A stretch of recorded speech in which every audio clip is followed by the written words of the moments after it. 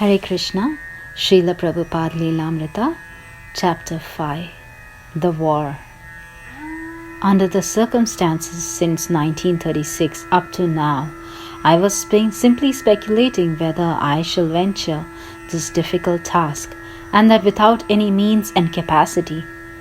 But as none have discouraged me, I have now taken courage to take up the work. Srila Prabhupada, Back to Godhead Magazine. The fire in the Matha broke out almost immediately. A senior disciple said that there should be one Acharya who would be the spiritual successor to Bhakti Siddhanta Saraswati and who would perform all initiations and settled all controversies. But Bhakti Siddhanta Saraswati had never said that. He had never called for one Acharya. Rather, he had instructed the members of the Gaudiya Math to form a governing body of 12 men and carry on a concerted effort. But that instruction was abandoned, and the suggestion that there be one leader took hold. A single person, instead of 12, should take charge, and now it became a rush for who? Two parties contested. Ananta Vasudeva, one of Srila Bhakti Siddhanta's leading preacher, was ambitious, and he pressed his claim with a group of influential sannyasi supporters. Another man, Kunja Vihari, shrewdly went after the properties. He had been a leading administrator under Srila Bhakti Siddhanta, and now he claimed ownership of the palatial temple in Calcutta, as well as all the other properties and assets of the India-wide Gaudiya Math. Although in his will, Srila Bhakti Siddhanta had expressed his desire that his disciples select a governing body to manage all properties and funds of the Gaudiya Math, Kunja Vihari contested the will's legitimacy. He and his supporters argued that since Bhakti Siddhanta had received the properties on behalf of God, he was not their rightful owner and therefore could not determine their future ownership. Thus he and the others disputed over the legal and theological aspects of the former Acharya's position. Shortly after Srila Bhakti Siddhanta's passing away, litigation had begun. Ananta Vasudeva, supported by a majority of the members of the Gaudiya Math, had claimed that he, as the next Acharya, was the owner and director of the properties. But although Kunja Vihari had only a few supporters, he defied the majority by pressing his claim through lawyers in court. Kunja Vihari and his men had possession of the Chaitanya Math and the temples in Mayapur. Vasudeva's party captured other buildings. Quarreling and fist fights broke out. The preaching of the Gaudiya Math stopped. Abhay's inability to take part in the activities of the Gaudiya Math was suddenly in his favor. He had always been more of a visitor than a member at the Matha, and at least externally more the Grihastha businessman than a missionary worker. This automatically put him at a distance from the fray. Of course, he was associated with the Mathas in Bombay and Allahabad, but he had no managerial position, no claims to ownership, and no role in the litigation, nor did he desire to take sides in the struggle for power. Like many of the other disciples, he was mortified to see that his spiritual master's instructions for cooperation had been disregarded and his mission thrown into a legal dispute. Abhay knew that Srila Bhakti Siddhanta had wanted the leaders to work cooperatively, and so he could not sympathize with the warring factions. Both parties were an insult to Srila Bhakti Siddhanta Saraswati, but he wanted to preach.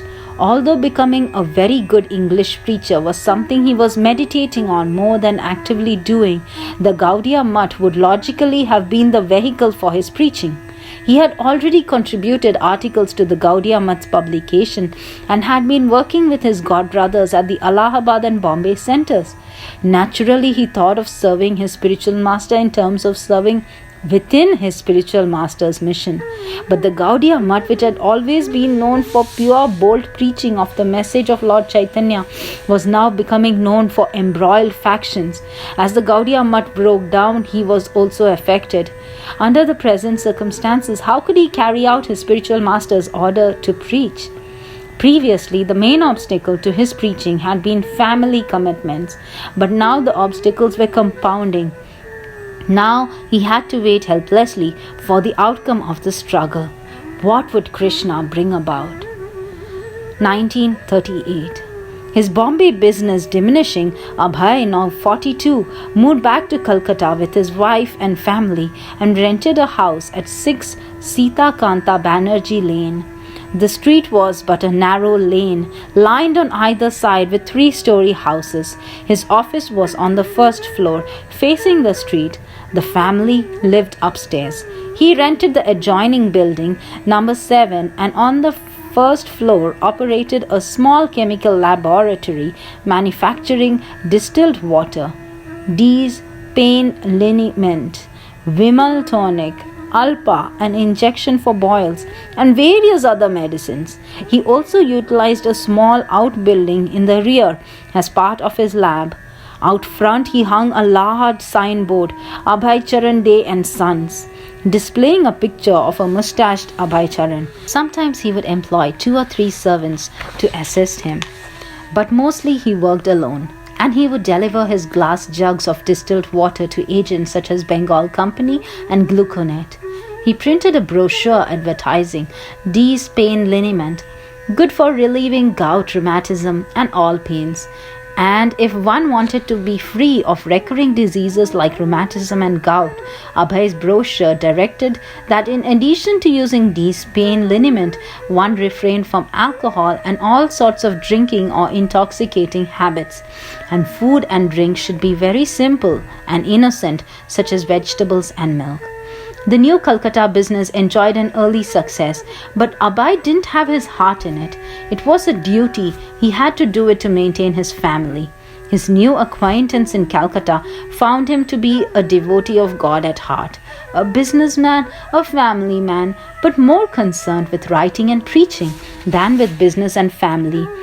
Chandi Mukherjee, a neighbor from nearby Bihari Street, he was interested only in devotional activities, and he did his business only to maintain the family. He didn't seem interested in the profit motive, in accumulating money or becoming a rich man. Charan Mukherjee, Abhay's next door neighbor. Abhay Charan Day was always a very patient listener to every illogical argument that anybody, including myself, would bring to him. Not knowing philosophy, I would illogically present so many arguments, and Mr. Day would always very patiently listen. Nothing agitated him. He was always very calm, and he taught me about God. He would speak only of Krishna. He was translating the Gita and was maintaining his business. Neighbors would often see him sitting on his cot in the front room. He would read his spiritual master's books and sometimes recite the Sanskrit shlokas out loud. He liked to discuss philosophy with anyone who came by. His family keeping mostly upstairs, Abhay would sit alone in the downstairs front room, dressed in dhoti and kurta, or sometimes a dhoti and only a vest. Often he would be at his writing, while outside the door of his children played with the children of the Ganguly family, who lived in the rear apartment of the same building. The neighbors lived openly in a kind of joint neighborhood family, and Abhay talked freely with the other neighbors, but of Vaishnava philosophy and only rarely of business. Mr. Ganguly found Abhay's speech scholastic and always very philosophical. Abhay was absorbed in the philosophy of Krishna consciousness, and even in brief conversations he would refer to Lord Krishna and to Bhagavad Gita's description of Lord Krishna as the basis of both the material and spiritual worlds. While working in his laboratory or receiving a delivery of empty bottles from the Muslim bottle merchant or going out to sell his medicine, he would be talking or thinking about God. In those days, for a person in Calcutta to be interested in God consciousness was not so unusual. Abhay found even a man like Abdullah, the Muslim bottle merchant, to be very religious. One day, Abhay asked Abdullah, who had once been very poor but had become rich by his business, Now you've got money, so how are you going to use your money? The bottle merchant replied, My dear sir, I have an intention to construct a mosque. Meanwhile, the war of the Gaudiya Mutt raged on. Both the factions were ill motivated and both deviated from the instructions of their spiritual master. The very act of trying to determine ownership of the properties through legal action meant that the God brothers were disobeying the expressed desire of their spiritual master, as stated in his will. The litigation continued year after year, but the legal wranglings could not bring them together or purify them.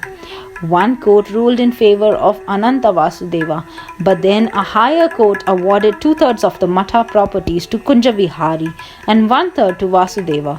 Still, although Vasudeva had fewer properties, he inspired more followers. He seemed to them more intent on reviving the preaching of the Gaudiya Mutt. But when Vasudeva subsequently fell down from the principles of sannyasa by going off with a woman, the group broke further to pieces. Most of the sannyasis continued to maintain their principles, but many now left the jurisdiction of the two contending factions in disgust.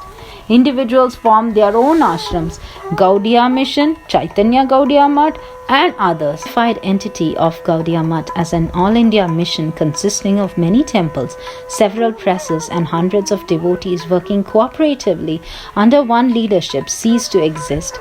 God brothers continued to uphold the teachings of Lord Chaitanya Mahaprabhu as they had received them from Srila Bhaktisiddhanta Saraswati, but because they were meant to work together, they lacked their former united potency. Illusions of proprietorship and prestige had superseded the spiritual master's order and Srila Bhaktisiddhanta's cause. A worldwide movement for propagating Lord Chaitanya's teachings collapsed. Wherever Abhay went, he seemed to attract the company of his god brothers. Some followers of Sridhar Maharaj, the same Sridhara with whom he had worked in Bombay and whom he had always regarded as a good devotee and scholar, met Abhay at his place on Banerjee Lane and told this news to Sridhar Maharaj, who was then living at his own ashram in Mayapur. Sridhar Maharaj had disaffiliated himself from the factions of the Gaudiya Mutt, but as a sannyasi he was still preaching and was interested in publishing Vaishnava literature. He had wanted to maintain an ashram in Calcutta, so for 20 rupees a month he rented from Abhay the 4 rooms in the second floor of number 7, Abhay's chemical laboratory. Now, whenever they came to Calcutta, Sridhar Maharaj, Puri Maharaj, and Bhakti Saranga Maharaj based themselves there, staying in small separate rooms. It became a regular ashram for sannyasis and brahmacharis, and Sridhar Maharaj put a sign out front, Devananda Saraswati Mutt. Sridhar Maharaj's establishment of a matha in Mayapur with a branch in Calcutta was his response to the Gaudiya Mutt split. Like other sannyasis, he had been initiating disciples and preaching, not waiting for the outcome of the litigation with its continued appeals and counterclaims. Abhay was glad to encourage Sridhar Maharaj and the others who joined him at this little ashram. Here, Abhay and Sridhar Maharaj and his followers could remain aloof from the warring factions and together pursue their plans for spreading Krishna consciousness. The sannyasis cooked in their separate kitchen, performed their puja, and held morning and evening kirtan and lectures. Abhay remained with his family, taking his own meals and performing his own puja, but he often went to discuss Srimad Bhagavatam with Sridhar Maharaj. From his roof, Abhay could see the towering steeple of his spiritual master's building, the Gaudiya Mutt of Bhag Bazar, its ownership now contested by bitter factions. Abhay would often accompany Sridhar Maharaj and his assistants at preaching programs, where he would play the mridanga. And when Sridhar Maharaj fell ill, Abhay led the other devotees on preaching engagements, performing kirtan, playing mridanga, and giving lectures on the Bhagavatam. Sridhar Maharaj: we did not see Abhay as working very hard for making money, nor did he seem very rich or to have a lot of liquid funds. he was attracted more to the spiritual side of affairs than to his family affairs. He never discussed business prospects with me, whether the business was up or down, or whether he was planning to do this or that. Monetarily, he did not have sufficient funds for giving any to the mission. Abhay began to think seriously about writing Vaishnava literature. His spiritual master had seemed very pleased and had told the editor of The Harmonist, "Whatever he writes, publish it." Business profits, if he could somehow expand them, could go for printing books in English. As his spiritual master had said, "If you ever get money, print books." Certainly the Gaudiya Mutt was not going to do it. Kunja Vihari had sold Bhakti Siddhanta's printing presses to offset his legal expenses. No, Abhay would have to continue on his own, maintain his business, and simultaneously try to write and publish. And that was also the prescription of Srila Bhakti Siddhanta. It is better that he is living outside your company. When the time comes, he will do everything himself. It was in 1939 that Abhay wrote Introduction to Gita Upanishad. It was a short piece, but it signaled his intention to take on the task of one day translating Bhagavad Gita into English with commentary. Of course, there were already many commentaries in English, but most of them had been written by impersonalists or others who had not delivered the original spirit of the Gita. The spirit of Arjuna on the battlefield of Kurukshetra hearing Bhagavad Gita directly from Lord Krishna. Abhay knew, however, that he could present Bhagavad Gita in the proper spirit by writing an English commentary based on the teachings of Lord Chaitanya and the disciplic succession. So he began. Whenever he could make time, he would write. Although a strict grammarian could find faults in his English composition, his meaning was always very clear. In his introduction, Abhay reflected on the time when, as a young schoolboy, he had attended a lecture, Vidya Ratna, the jewel of education. The theme of the lecture had been that God does not exist and could not exist. If there were God, he would certainly have appeared on earth to put an end to all religious rivalry. But since God had not obliged man in this way, we should banish all thought of his existence from our mind. The audience, Abhay explained, consisting only of so many young boys, did not dwell deeply into the subject matter of the lecture. Yet the majority, impressed by the argument, carried away lofty ideas of godlessness and thus became agnostics at home. Abhay had not been satisfied with the agnostic conclusion. Because I had been trained by my father to be engaged in the worship of Sri Sri Radha Govinda. But as a result of the Vidya Ratna lecture, I was experiencing some mental conflict between agnosticism and the existence of Godhead. Later, having heard from his spiritual master, Srila Bhakti Siddhanta, Abhay understood that the personality of Godhead exists in every sphere of activity. But we do not have the eyes to see him, Abhay wrote. Even if the Lord personally manifests himself on earth, the quarreling mundaners will not stop their fighting and look upon Godhead or his representative due to ignorance. This is the birthright of the individual soul by the grace of God. Bhagavad Gita is the true jewel of education. And in the Gita, Lord Krishna declares to the fighting people on earth, "Here I am, do not quarrel." The agnostic who had spoken of the jewel of education had been blinded by the jewel and therefore could not see and appreciate the personality of Godhead. Thus, he had gone on to convince others to become so-called jewels also. Following his spiritual master, Abhay displayed an aggressive spirit for confronting all opponents of pure theism. In responding to his spiritual master's order to develop into an English preacher, Abhay was not simply making neutral scholarly presentations. He was willing and ready to fight, whether against modern agnostics or Vaishnavism's old traditional enemy, Mayavada impersonalism. Although few scholars taught the way of surrender to Lord Krishna as espoused in Bhagavad Gita, almost all respected Bhagavad Gita as presenting the essence of all knowledge. The Gita, therefore, was the perfect vehicle for confronting those who misinterpreted God and religion.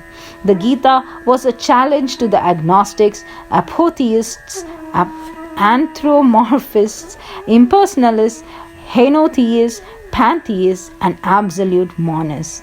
Although there were already more than 600 commentaries on Bhagavad Gita, they had been written by persons with an inner hatred for the personality of Godhead, and therefore they were imperfect. Such envious persons, Abhay wrote, have no entrance into the real meaning of Bhagavad Gita, inasmuch as a fly cannot enter into the covered jar of honey. Abhay described Indian culture as an almost impassable ocean due to its depth of thought and apparent mixtures of conclusions.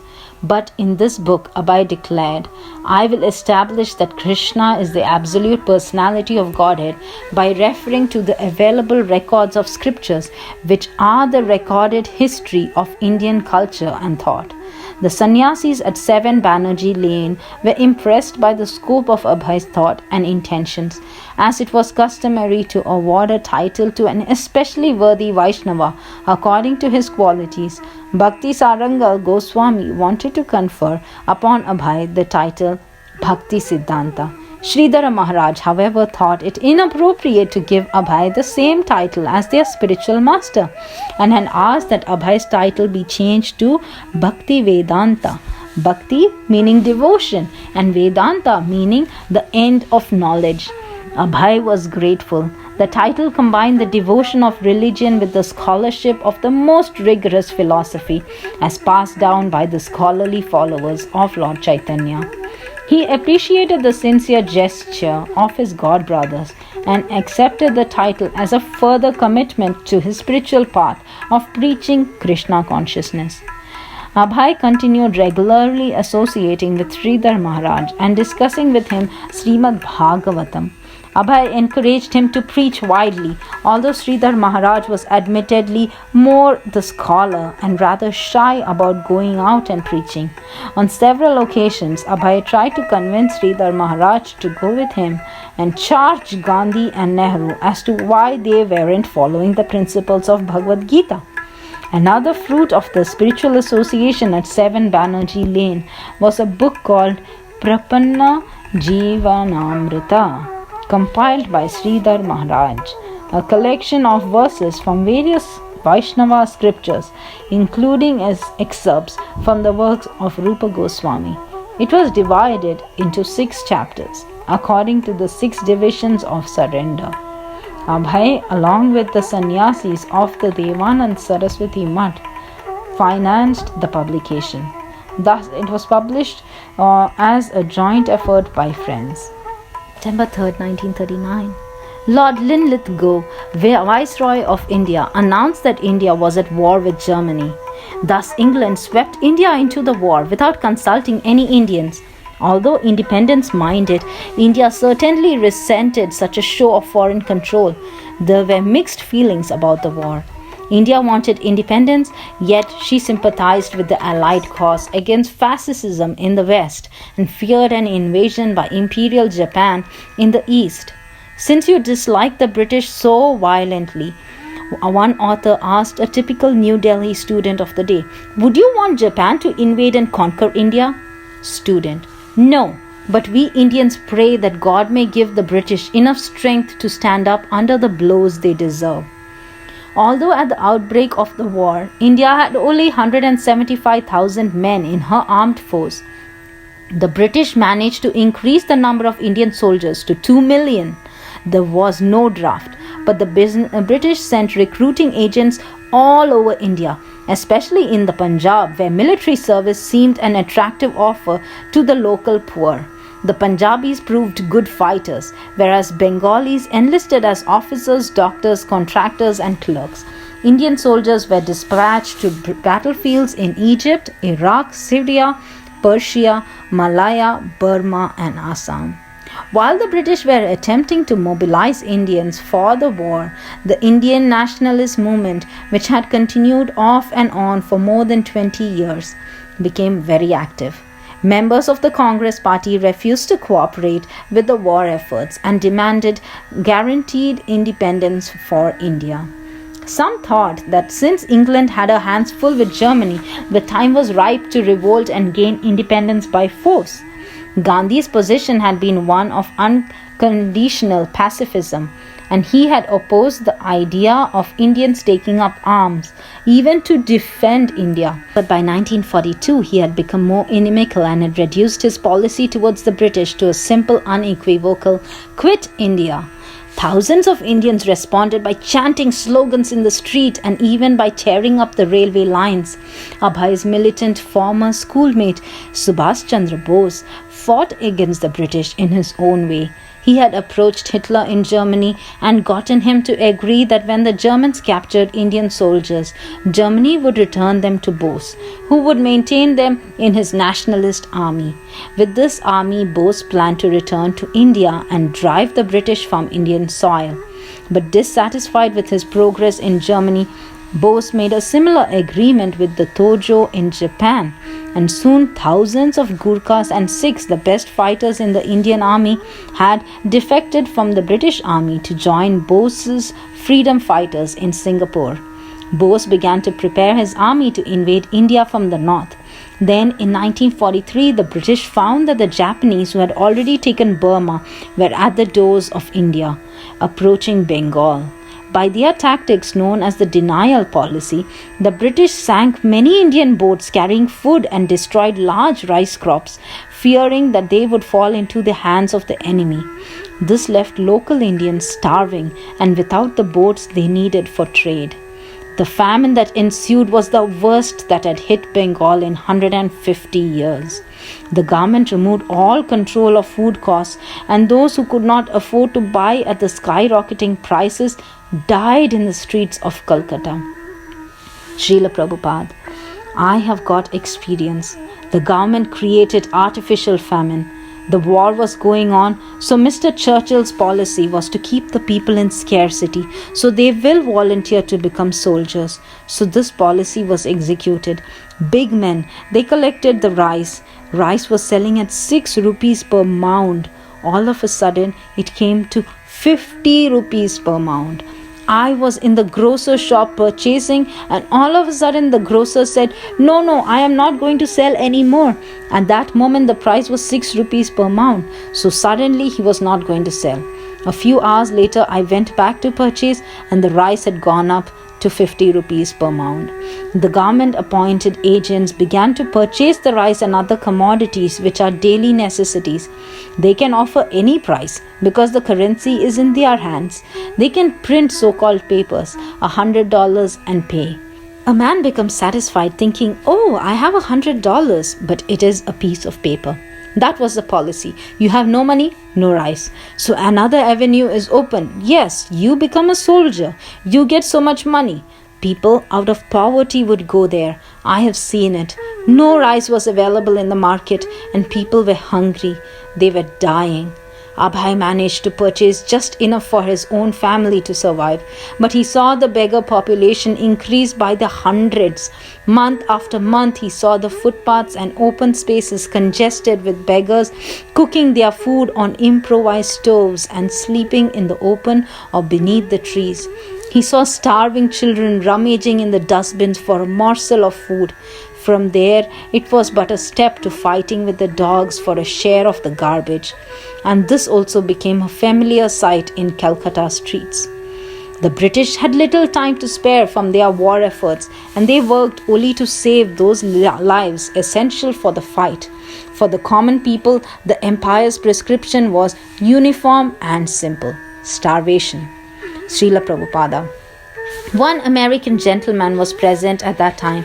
He remarked, people are starving in this way. In our country, they would have had revolution.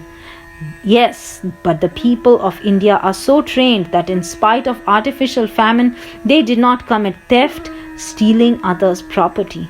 People were dying. Still they thought, all right, God has given. This was the basic principle of Vedic civilization.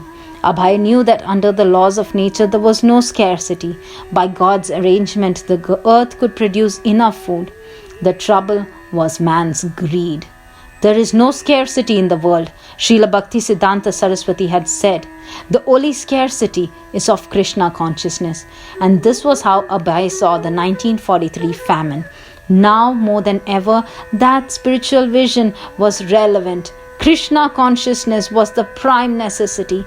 How else could man be checked from his evil propensities to become greedy, hoard, make war, and thus create misery for millions? He had seen the heinous activities of the British in India. They are cutting off the thumbs of the weavers so that Indian-made cotton goods could not compete with the foreign-made cloth. They are shooting down of unarmed innocent citizens. They are creating artificial famine. They are propagating the myth that Indian civilization was primitive. Still, he did not believe that an independent Indian government would necessarily be an improvement. Unless the leadership was Krishna conscious, and neither Gandhi nor Subhash Chandra Bose was, then the government would be able to provide no real solution, only stopgap measures. Without obedience to the laws of God as expressed by the scriptures and sages, governments would only increase human suffering. Then Calcutta was bombed day after day. The bombing was concentrated in specific areas such as Kitapur Port Facility and Shama Bazar in North Calcutta, very near Abhay's home at Sita Kanta Banerjee Lane. American planes had been leaving from airfields near Calcutta for targets in China and Japan, so the air raids on Calcutta seemed an inevitable retaliation. It was the Japanese striking back. Or was it? Some said it was the forces of Subhash Chandra Bose, since the bombs fell mostly in the European quarters. But for the people of Calcutta, it made little difference who were attacking. After the first bombing, people evacuated the city. Blackouts were imposed, and at night, the entire city was dark. Srila Prabhupada. The whole Calcutta became vacant. Perhaps only myself and a few others remained. I sent my sons to Navadvip. Of course, my daughter was married. My wife refused to go out of Calcutta. She said, I'll be bombed, but I will not go. So I had to remain in Calcutta. I have seen bombings in Calcutta all night. I was just eating when there was the siren. So the arrangement was that in your house would be the shelter room. I was hungry, so I first finished eating. Then I went to the room and the bombing began. Chi Kiam. I was thinking that this was also Krishna in another form, but that form was not very lovable. In the midst of these calamities, Abhay felt more than ever the need to propagate Krishna consciousness. He had something to say to the war-weary citizens of the world, and he longed for a more effective forum, a publication of some kind, a way to present the world's crisis through the eyes of the scripture in the same bold style as had his spiritual master. There was no shortage of ideas, and he had been saving money from his business for this very purpose. Yet how could he dare produce such a journal when even learned sannyasis, senior disciples of Srila Bhaktisiddhanta, were not? He never considered himself a great scholar among his god brothers, although they called him Kavi and now Bhakti Vedanta. As a Grihastha, he wasn't expected to take the lead or publish his own journal. But times had changed. The English journal, The Harmonist, had not been published since before Srila Bhaktisiddhanta's passing away. Now almost a decade had passed, and the Gaudiya Math had been too busy fighting in court to consider preaching. Long gone was the tireless spirit that for 10 consecutive years had produced the daily Nadia Prakasha. No longer were 4 separately located printing presses pumping out transcendental literature under the direction of Bhakti Vinod Thakura's empowered son. The presses had been sold by Kunja Vihari. Times had changed. The Gaudiya Math was only fighting, while the non-devotees were killing each other in a world war. From his front room at 6 Sita Kanta Banerjee, Abhay conceived, wrote, edited, and typed the manuscript for a magazine. He designed a logo, a long rectangle across the top of the page. In the upper left-hand corner was a figure of Lord Chaitanya, effulgent with rays of light like rays from the sun. In the lower right were silhouette of a crowd of people in darkness but groping to receive light from Lord Chaitanya. And between Lord Chaitanya and the people, the title unfurled like a banner, Back to Godhead. In the lower right corner was a picture of Srila Bhaktisiddhanta Saraswati seated at his writing, looking up thoughtfully as he composed. Above the logo ran the motto, Godhead is light, nescience is darkness. Where there is Godhead, there is no nescience. Below the logo were the following lines, edited and founded under the direct order of His Divine Grace Sri Srimad Bhaktisiddhanta Saraswati Goswami Prabhupada by Mr. Abhay Charan Dey. Abhay had already gained some printing experience in connection with his business, and after completing the manuscript, he brought it to Saraswati Press, the best printer in Bengal. He also hired an agent, Calcutta's prestigious bookseller Thacker, Spink and Company, who would take responsibility for distributing the journal to bookstores and libraries, including outlets in several foreign countries. But when he went to buy paper, he met with government restrictions. Because of the war and the subsequent paper shortage, they wanted to essay what he had written in terms of national needs. During this time of world crisis, an ordinary citizen's religious newspaper was hardly top priority. Abhay's request for paper was perfunctorily denied, but he persisted. He appealed that using paper to print the teachings of the personality of Godhead was not a waste and not untimely in the present troubled atmosphere. Finally, he obtained permission to print his first edition of Back to Godhead, a 44-page publication. Abhay Charan greeted his readers by defining his motto, Godhead is light, nescience is darkness. When man forgets that he is the son of Godhead and identifies himself with the body, then he is in ignorance. He is like a man who is very concerned with the automobile's mechanism, yet with no knowledge of the driver. The defect of the present-day civilization is just like that. This is actually the civilization of nascence or illusion, and therefore civilization has been turned into militarization. Everyone is fully concerned with the comforts of the body and everything related with the body, and no one is concerned with the spirit that moves the body, although even a boy can realize that the motor car mechanism has little value if there is no driver of the car. This dangerous ignorance of humanity is a gross nuisance and has created a dangerous civilization in the form of militarization. This militarization, which in softer language is called nationalization, is an external barrier to understand human relations. There is no meaning in a fight where the parties do fight only for the matter of different colored dresses. There must be an understanding of human relations without any consideration of the bodily designation or colored dresses. Back to Godhead is a feeble attempt by the undersigned under the direction of His Divine Grace Sri Srimad Bhaktisiddhanta Saraswati Goswami Prabhupada, the celebrated founder and organizer of the Gaudiya Math activities, just to bring up a real relation of humanity with central relation of the Supreme Personality of Godhead. That there is a great and urgent need of a literature like this is keenly felt by the leaders of all countries, and the following statements will help much in the procedure. It was 1944, and Abhay specifically addressed the crisis of the World War. The world's political leaders were expressing their disgust at their people's suffering and scarcity.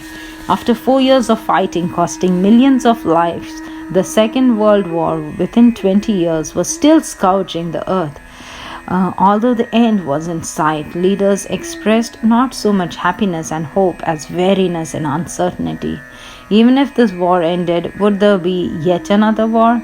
Had man not yet grasped the vital lessons of how to live in peace? Abhay quoted the Archbishop of India: India, guided by God, can lead the world back to sanity. He quoted the President of the United States: a program, therefore, of moral rearmament for the world cannot fail to lessen the dangers of armed conflicts. Such moral rearmament, to be most highly effective, must receive support on a worldwide basis.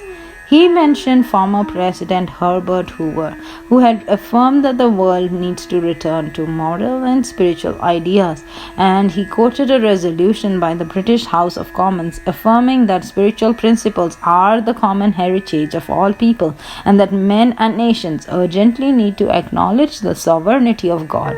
He quoted Wendell Willkie, who after his return from Russia had reported millions of Russians killed, wounded, or missing in the war, and millions more suffering from a winter of terrible scarcity and subjugation.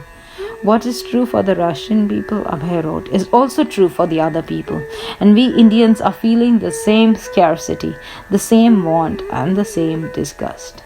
He quoted Britain's Foreign Secretary, Anthony Eden, who had been filled with lamentation and indignation at the miseries of the war.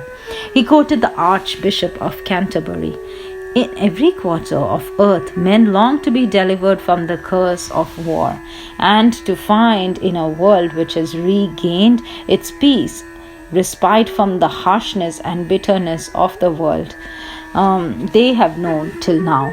But so often they want the kingdom of heaven without its king, the kingdom of God without God, and they cannot have it.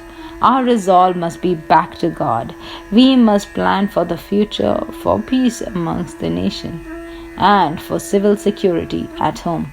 That is quite right enough, and it would be wrong to neglect it. But all our plans will come to a shipwreck on the rock of human selfishness unless we turn to God. Back to God, that is the chief need of England and of every nation. He also quoted Sir Francis Young, husband of Britain: now that religion is everywhere attacked brutally, we look to India, the very home of religion, for a sign. And finally, he quoted Sir Sarvapalli Radhakrishnan: this war, when it would be won, would prove to be the breeding ground of other wars if the peace were not saved. It could happen only if powerful nations ceased to take pride and glory in their possessions, which were based on labor and tribute of other weaker nations. This perhaps was what Sir Harcourt Butler meant when he said that the principles of Hinduism contain the essential elements for saving of world civilizations. And in another quote from Dr. Radhakrishnan, Abhay offered a statement he also used as one of the mottos of the magazine: we have to defeat tyranny in the realm of thought and create a will for world peace. Instruments for training the mind and educating human nature should be used to develop a proper social outlook, without which institutional machinery was of little use. Abhay expressed his confidence that the spiritual resources of India could be used by everyone, not only to enhance the glory of India, but to benefit the whole world. Next, he told how he had come to begin Back to Godhead magazine, how he had written a letter 2 weeks before the disappearance of Srila Bhakti Siddhanta Saraswati, and how his spiritual master had instructed him to preach in English. Under the circumstances since 1936 up to now, I was simply speculating whether I shall venture this difficult task, and that without any means and capacity. But as none have discouraged me, I have now taken courage to take up the work. But at the present moment, my conscience is dictating me to take up the work, although the difficulties are not over for the present situation arising out of war conditions. Abhay stated that his paper would contain only the transcendental messages of the great sages of India, especially Lord Chaitanya, and that his duty would be simply to repeat them, just like a translator. He would not manufacture anything, and so his words would descend as transcendental sound for guiding people back to Godhead. He admitted that the subject matters of Back to Godhead, being from a totally different sphere of consciousness, might seem dry to his readers, but he held that anyone who actually gave attention to his message would benefit. Sugar candy is never sweet to those who are suffering from the disease of the bile, but still sugar candy is the medicine for bilious patients. The taste of sugar candy will gradually be revived if the bilious patient goes on taking sugar candy regularly for the cure of the disease. We recommend the same process to the readers of Back to Godhead. Abhay focused on presenting the timeless message of the Vedas, but in the context of current crisis. In his essay, Godhead and His Potentiality, he presented Vedic evidence and logical arguments to explain the transcendental nature of Godhead and the individual soul, both being deathless, blissful, and full of knowledge.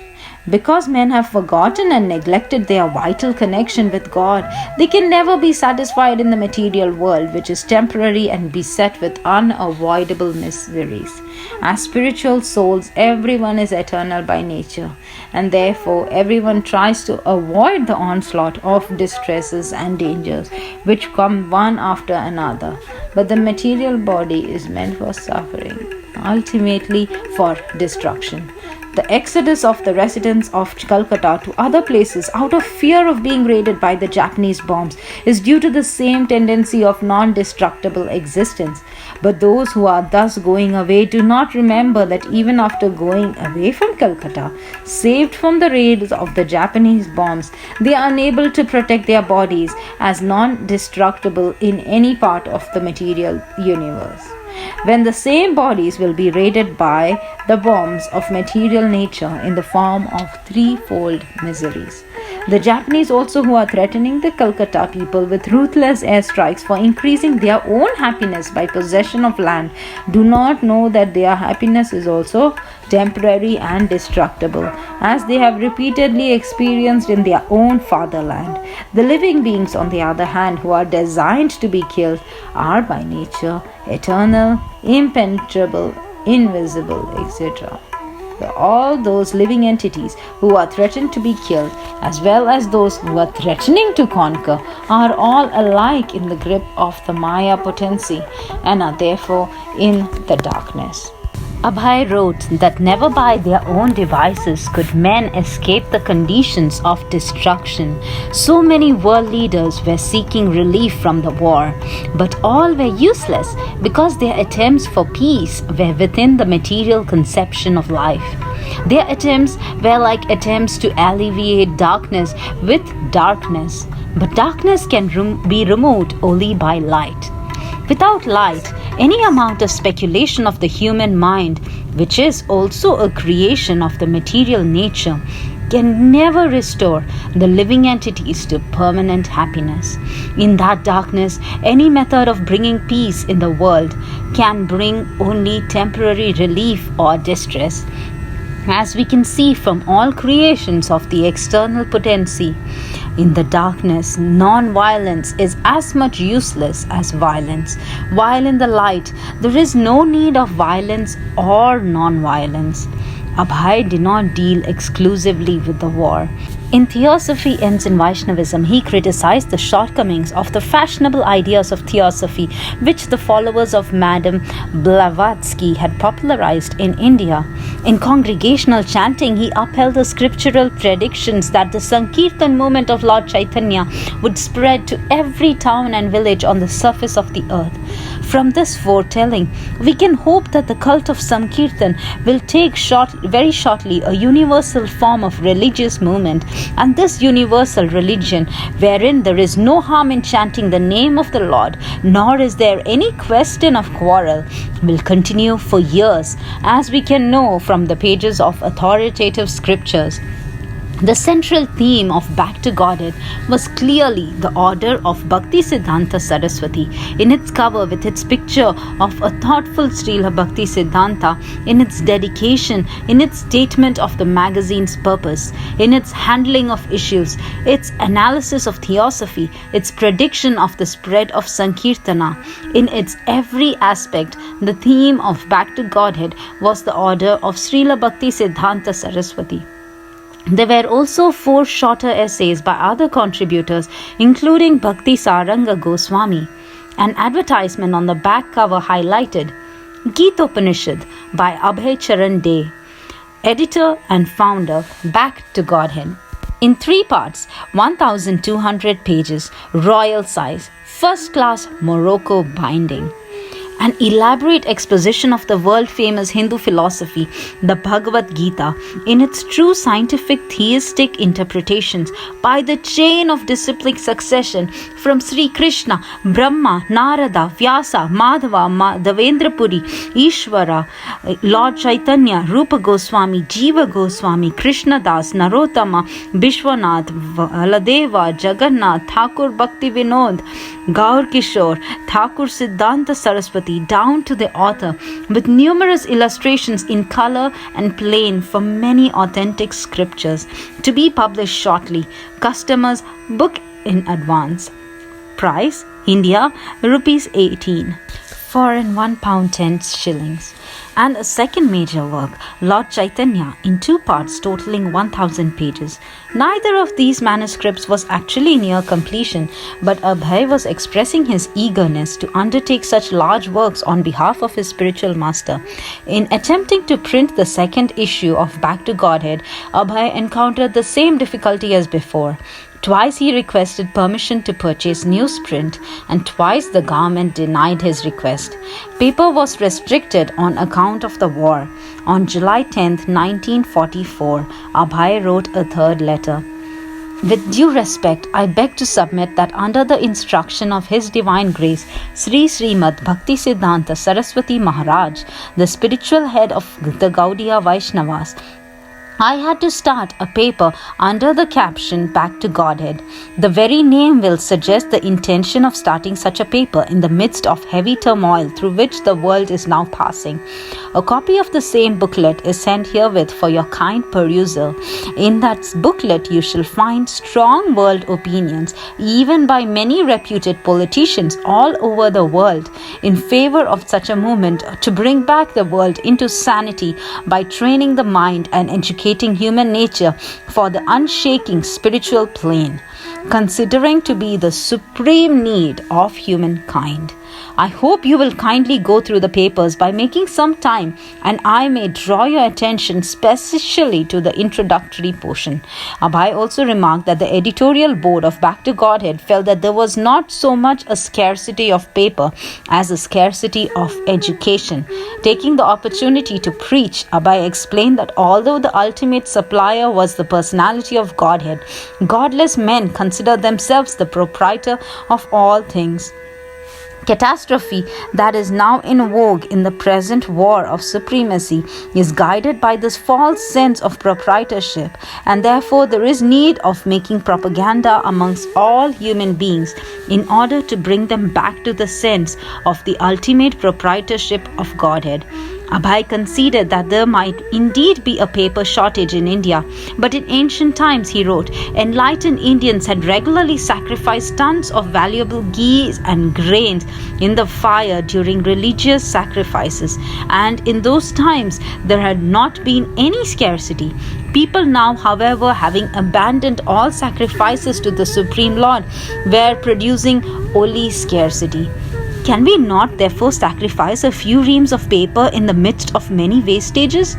For the same purpose, in order to derive great benefit for the humankind, I request that the government should take up this particular case in the light of spiritualism, which is not within the material calculation. Even in Great Britain, the government has immensely supported a similar movement called the moral rearmament movement without consideration of the scarcity of paper, which is more acute there than here.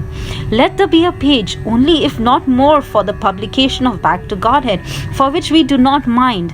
But my earnest request is that the government should at least let there be a ventilation of the atmosphere for which my paper Back to Godhead is meant. Kindly therefore give it a serious consideration and allow me to start even by one page every weekly or monthly as you think best, without thinking it an ordinary waste of paper, for the sake of humanity and Godhead. The letter was successful. Now, with veiled sarcasm, he headlined his second issue, thanks to the government of India. He informed his readers, many of whom had been disappointed to hear that the government had curtailed his printing, that he would be able to continue his magazine every month. Abhay printed his letter to the government paper officer and also the reply granting him permission. His articles were shorter this time, displaying the flair of a news columnist. As with philosophical criticism, a verve and a touch of ironic humor, he commented on world leaders and crises. Gandhi Jinnah Talks, Mr. Churchill's Humane World, Mr. Bernard Shaw's Wishful Desire, and Spontaneous Love of Godhead comprised the issue. Gandhi Jinnah Talks. We are sorry to learn that Gandhi Jinnah Talks about unity of the Indian people have failed for the present. Abhay was not very optimistic about the results of such occasional talks between several heads of communities. Even if they made a successful solution, it would break up and take the shape of another problem. They were looking for unity between Muslims and Hindus, but in Europe, the fighting parties were Christians, and in Asia, they were mostly Buddhists, but still they were fighting. So fighting will go on between Hindus and Mohammedans, between Hindus and Hindus, or between Mohammedans and Mohammedan, between Christians and Christians, and between Buddhist and Buddhist, till the day of annihilation. As long as there was the contaminated self-interest of self-gratification, there would be fighting between brother and brother, father and son, and nation and nation. Real unity would stand only on a plane of transcendental service to the Supreme.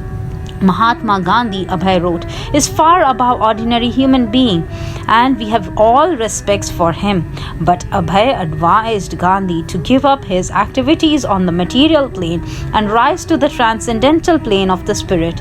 Then there could be talks about the unity of all people. Abhay cited Bhagavad Gita's definition of a Mahatma, one who concentrates his attention on the service of the Supreme Lord, Sri Krishna.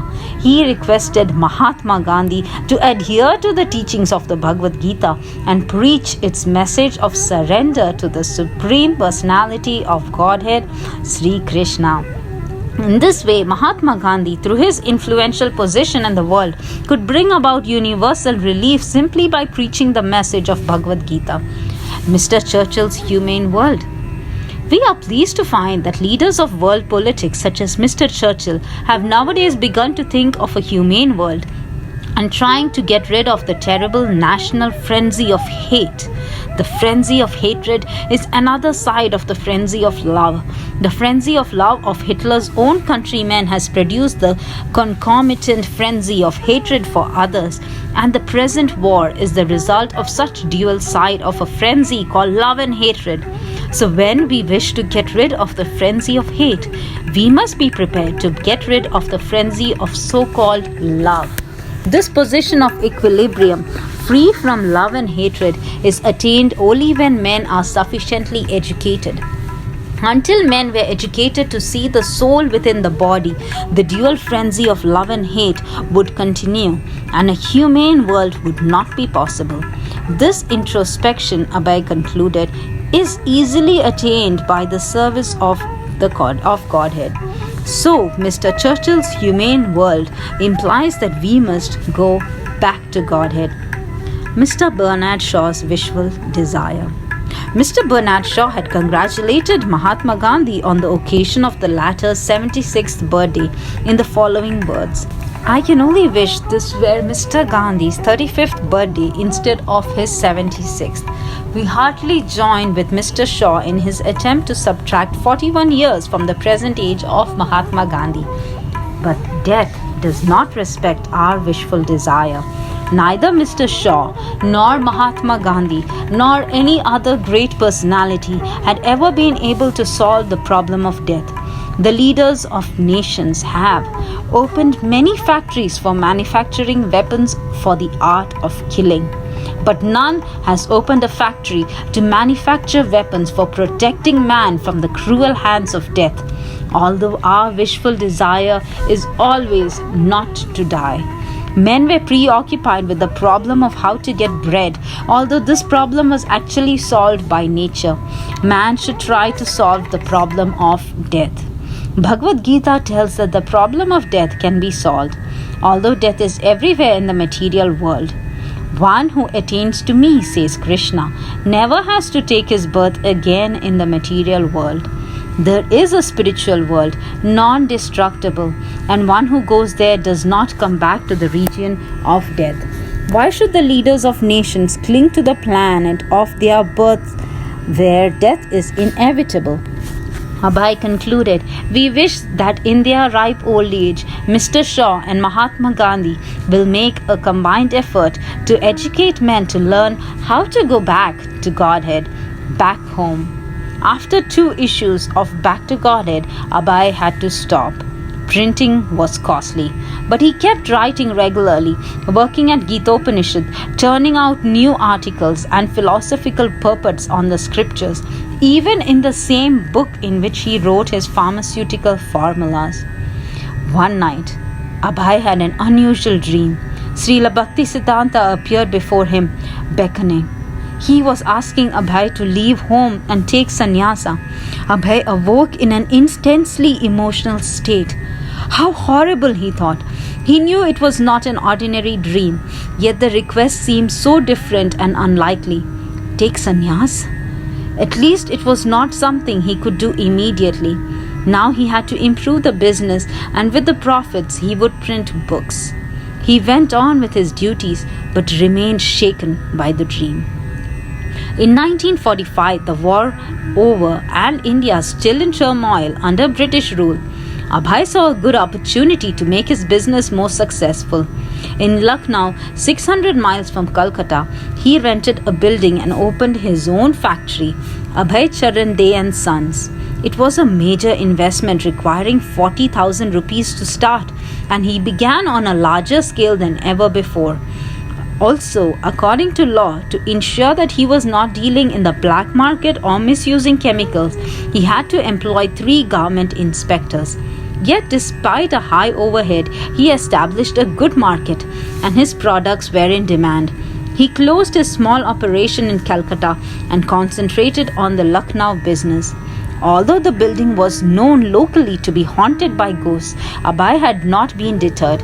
But when he began his operations, some of the workers came to him frightened. "Babu, Babu, there is a ghost!" Abhay then went through the entire building chanting Hare Krishna, and after that, there were no more complaints of ghosts.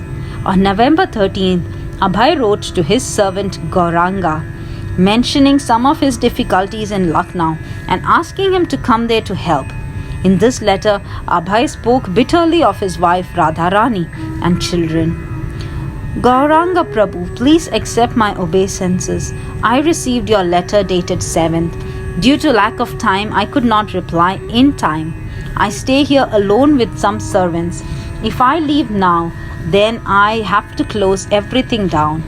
Due to my leaving once and closing the business, I have lost about 10,000 rupees, and the goodwill has also been affected, and my enemies have increased. That is why I am fighting, practically staking my whole life. I am staying here all alone in the middle of so many difficulties, not for nothing. That is why I was writing to you repeatedly to come here. As soon as you receive this letter, show it to Dubra. Take at least 10 rupees from him and come here. When you come here, I will make arrangements to send money to your home. What's the point in holding you back with an excuse that there is no servant or maid servant? I tried to serve them enough by keeping servants, maid servants, and cooks, but up until today, they have not become attached to devotional service. So I am no more interested in those affairs. When you come here, then I will go to Calcutta. If I see that they are interested about devotional service, then only will I maintain my establishment there. Otherwise, I will not maintain them anymore. Bring a quilt for me. Yours, Abhay." The 2 interests, family and preaching, were conflicting. Radharani had never showed any interest in Back to Godhead. She seemed to work against his enthusiasm, both for publishing and for earning. The business was called Abhay Charan Dey and Sons, and yet the sons were disinclined to help. And when he had called for his servant to join him in Lucknow, the family had objected, saying they needed Gauranga more there. What was the use? The family was interested neither in backing him in his business nor in taking up the life of devotional service.